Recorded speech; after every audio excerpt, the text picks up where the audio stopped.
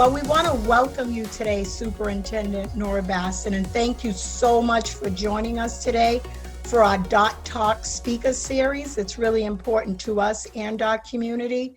We are also thankful to you and the entire police department for helping to keep all of us safe in the city right now. So we definitely want to thank you. Today, we have asked some very special young women from the Boys and Girls Clubs of Dorchester to join us. Wow. These young women are all alumni, staff, and current members of the club who are excited to learn more about you and your role as the superintendent of the Boston Police, along with myself today. I know you have already recognized some of our participants. Yes. Who you have a relationship with from your long time at the club. So it would be great to hear from them as well as some of the other girls who are grateful to participate today. If you don't mind, the girls would like to ask some questions. And first we have Kira, who is now working at the Henderson School. And Kira will be asking the first question this evening. So, Nora, what made you want to become a police officer? Oh, wow. So I guess I want to become a police officer because when I was in college, the group of women I was around on my basketball team told me that I had to choose a career path because being a backup dancer for Madonna wasn't a career. And as we went through the channels of things I wanted to do, they kept on telling me, not a career, not a career, not a career. And finally I said, being an FBI agent and chasing serial killers seems pretty cool. And they said, bingo, that's what we're gonna help you do. That's a career. Awesome. Thank you, Nora, for that answer. Nora, thank you so much. Kira, thank you. Next, we have Jessica, and Jessica is a senior at Bridgewater State. Hi, Nora. My question for you is, what is your favorite part about your job? Oh. Well, if you asked me this 20 years ago, so I've been on the job now 24 years. And if you ask my first 10 years of my career, it would have definitely been the action, like chasing people and putting on the lights and sirens and jumping over fences. I really was drawn as a young kid into the action of the police world. And then when my career changed and I became a deputy, which it's been 14 years now, by the way, been a long time, my focus changed to becoming like a role model and a mentor for the kids. So having that quality time to getting to know people. And that's the best thing I think right now is being a superintendent. I get to spend a lot of quality time with my community. Nora, we thank you so much for that answer, especially now with the trust out there. It's really great that you are superintendent and a female at that, running things. So we thank you for that. And I notice it's all females here. I like this. Yes. Girl power. Yes. Next, we have Alexa, and Alexa is actually holding two jobs right now. She works for TJ Maxx and Carlene's Flower Shop, and she has a question for you this evening, Nora. Hi, Nora. What drives your passion to volunteer for others? So I think what drives my passion is seeing you guys now. I've known a lot of you since you've been young, and seeing the results of you becoming amazing young women. So when you see those positive results that what you guys have grown up to be, it makes me want to do that for more kids in more communities because I show that it is successful. And to see you guys every day and watch you as young women, it makes me know that what I'm doing is important. And on the flip side, watch a lot of kids not make it. And the number one thing that, like I said, I've been around for 14 years and I've been watching has been the key thing is being involved, whether it's the boys club, whether it's a mentor, but there's many kids that just kind of sit on the sidelines and it's hard watching them, kind of just waste away and not really become anything because they don't have anyone helping them. It's not that easy. So I think what drives me is to know that the work I do is successful. Like today, seeing all you guys grown up, I can't believe how you've grown up into amazing young women. Thanks, Nora. Thank you so much, Nora. Thank you, Alexis. Next up, we have Maeve, and Maeve is a freshman in high school. Wow. Hi, Nora. My question is, what are your job responsibilities as a superintendent? So as a superintendent, like I said, it's changed a lot because I am in charge of a bureau. And I don't know if you guys know, in the police departments, we're broken up into bureaus. And my bureau was created, and I don't think any other police department ever had one. It's called the Bureau of Community Engagement. I'm responsible to make sure my guys are staying focused on the mission. I have to make sure our guys are working with the community. And that sometimes means the community that doesn't always agree with us. So that's people that are upset when there's a shooting, angry, why aren't we out there more? Communities that think that we're not building trust, even though that's what we do every day. There's a flip side, and we have to take the negatives and well, how do we build trust in areas that we don't have trust? The responsibility to make sure that my guys and that the overall mission of the mayor and the police commissioner are in line to what I'm saying. So it's a lot of management of your personnel, number one. And number two, it's management to make sure that the mission is always the number one focus, no matter what you try to accomplish. So I'm in charge to make sure it's like steering the ship. I'm like the captain of the ship. It's a lot of responsibility, but I love it because, once again, if you pick something that you love what you do, it doesn't really feel like a lot of work at all. Because I miss not being able to actually be out there and doing that right now. Thank Nora, you. we thank you for that answer. That's very powerful, but especially now, just like you said, you have to be out there to really understand your ship. And we thank you. So many youth around the city know you because you're everywhere, Nora. And we love that because you're always visible. You know, no matter where you are, you have that smile on your face. You're sharing everything you know. So that's real important for our city, especially now. So we thank you for that. Thank you. Thank you, Maeve. Next up is Gabby, and Gabby is a junior in high school, and she has a question for you also. So my question is, how do you manage relationships and build trust with teens in the BPD?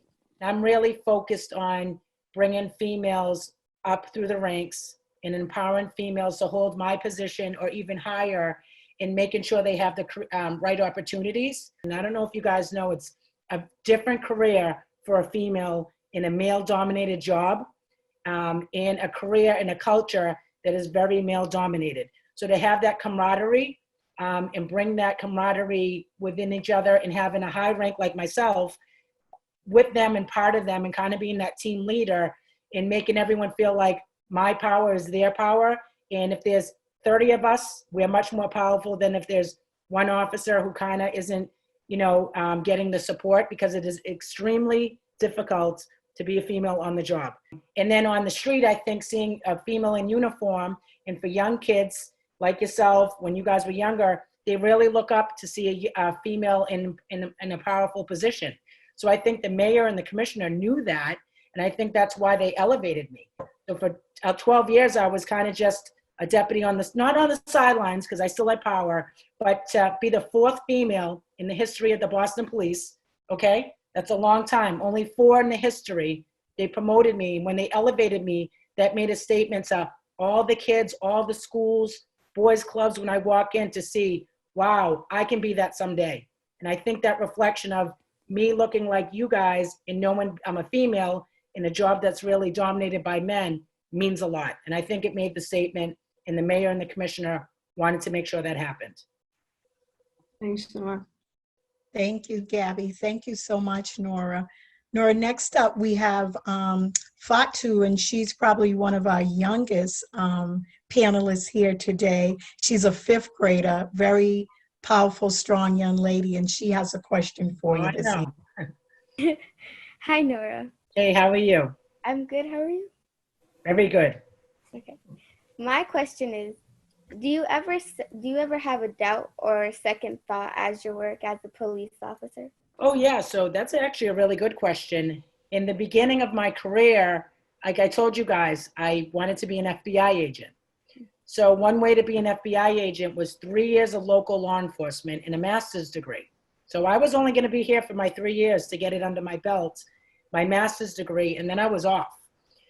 So when I got my 3 years and I finally learned and I was on the job, I by my 3rd year, it made me stay, because I started seeing the part of the police world that I didn't like, which was not be able to break the cycle, arresting the same people, watching people get killed, broken families, broken homes. And our role years ago, my role was, we were just responders. We just put out fires. And it bothered me to know that that's what I was going to do. It's like kind of like what we're doing now, that Groundhog Day feeling of like you're getting up every day and it's the same day, like what we're feeling now being quarantined. Imagine that doing police work. And I started second guessing if it was something I could do a long time, because it really started getting to me about the third year that I was like, I don't know if I'm up for this job of like not being able to have a voice and just locking people up basically is what I did. And I really thought hard about if this was something I wanted to do for the long run. I was about to leave the law enforcement world for a minute. And then I discovered getting promoted and being in a position of power, that's when you can make change. And at an early age, I got less than 4 years on, I made sergeant. And once you make sergeant, become a boss, you can kind of start dictating your day. You don't just have to answer to the radio. So I went back, and then that's when community policing came in. And within 10 years of my career, you guys, like I said, I was promoted to the command staff, which is, I don't even know if that's even ever happened before. So only 10 years on, which is brand new, I went from here all the way up to the top, basically. And it was a big jump in management. So I was blessed, and it happened for a reason. And I believe that God always has a plan. And I think the plan was exactly what is happening right now, of me being able to be that role model and mentor that I've always been inside.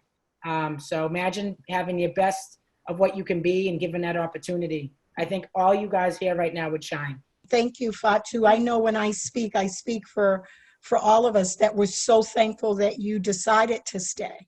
Yeah. Because you have made such an amazing difference in our community, in our cities. We see it each and every day. So I thank you for toughing it out for all of us and not just for yourself. Thank you. The next one up, we have a sophomore, and her name is Rama, and she has a question for you this evening. Hi, Nora. Hi. I wanted to ask, what ways can we work together to get guns off the streets and make it safer for everyone during this time? Wow. So do you mean during this time, like because of the violence that's going on now, or you just mean in general, like in this time? With the 17-year-old girl 5 days ago in Dorchester that got shot, and the 10-year-old girl Yes. that got shot in Roxbury 3 days ago. I think there's a couple of things. I think gun violence in a bigger picture needs, when you guys are older and know the importance of legislation, and that's the bigger picture. But the smaller one is what it always comes down to, those relationships. I know everyone thinks, these kids have guns in homes. Most of them are kids because the suspects supposedly were young, right? And I think the common thing is like knowing your households, knowing, going into if you're a parent, going into knowing what your kids are doing, not allowing, I hope none of you guys are like hanging on the street all night, even when this wasn't happening. It's so important. Remember what I said, if you're not involved in something positive and you're just kind of hanging on the street, there's no school now, there's no more school, there's no more structure, and you're kind of just hanging in the neighborhood, it's really easy to fall into that, there's nothing to do, and kind of getting in the wrong crowd, and next thing you know, that's your life. So I think what we all can do better do is the adults in our community can all kind of make sure that we all are staying involved with you guys every day. That is a priority. We have a phone call on a daily basis about how is the police department staying connected with the kids. And I put it on my guys. I'm on a Zoom call all day. I want to make sure everyone picks a school, a community center, someone that they know, and they stay connected. It's like having that buddy, right? So I think right now we need to do a better job to make sure we all kind of take our role and stay connected with these families. So that kid that was arrested, he has family members, I bet you. So what's going on with them? So like making sure we focus on those homes where there's red flags, us, the mayor, the DA's office, and we all do a better job at that. So you guys aren't caught in the crossfire. Nora, thank you so much for that. And we also want to make sure while you're protecting us out there to not get caught up in the crossfire, that you all are being safe yourself and not get caught up in the crossfire, because you all are our first responder. We care deeply about the people that are taking care of us, and that's you all. So we want to make sure that you all are being safe as much as you can while you're out there. So we thank you so much for always standing on the front line for all of us. So we thank you. Next up, we have B, who is also a freshman in high school, and B has a question for you as well. Hi, Nora. My question is, what are the biggest challenges for the Boston Police right now, like during the time of COVID-19? Yes.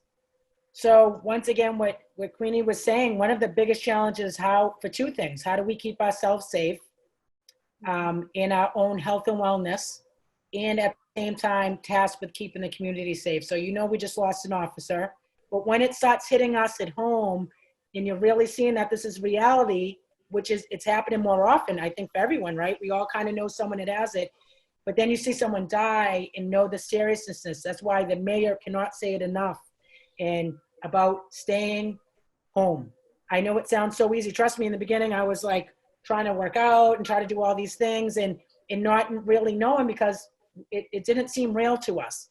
And as we started seeing that, like, as much as sacrificing ourselves by staying in, and all you guys, and I know it's very hard, it's so important, because the biggest challenge is, how do we keep ourselves safe? And then I have to go home to my family. So the less interaction, we had people on the golf course yesterday, we had people playing basketball. And at the same time, these relationships that I talk about is so important with our cops in our community, because now we have to say, hey, B, you shouldn't be playing ball. And you go, all right, Officer Nora, we know each other, so there's no confrontation. Boston is unique because we all are in this together. And I think by us going out and staying connected, we haven't had this friction yet.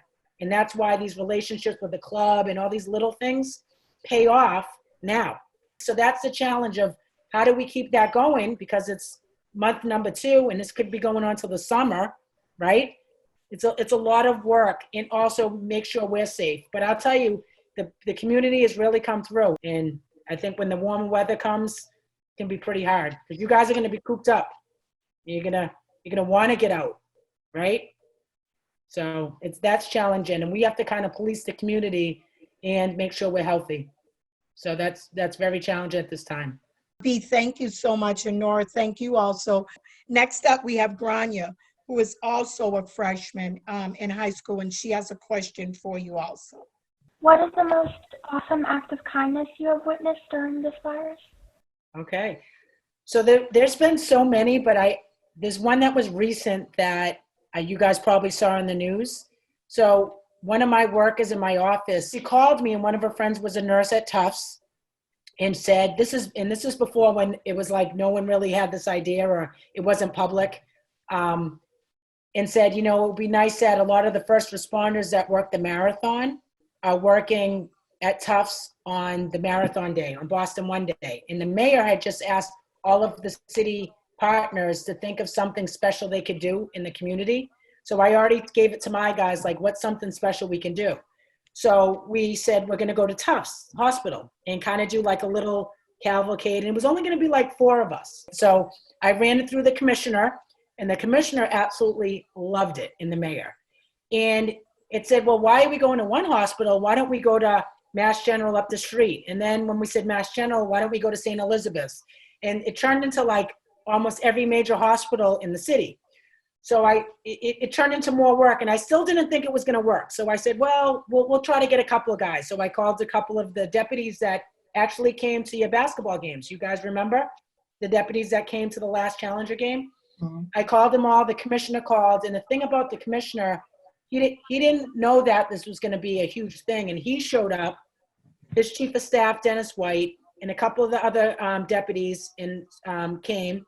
And we had over 70 cars, you guys. So I'm walking pull into headquarters, and I see fire trucks, the sheriff's department, MBTA, and ambulances. And we went to every hospital. And the beautiful part, you guys, was as we're driving to the hospital, you could see the streets closed, like not anything going on, like not boarded down buildings, but like abandoned, like it just looked empty.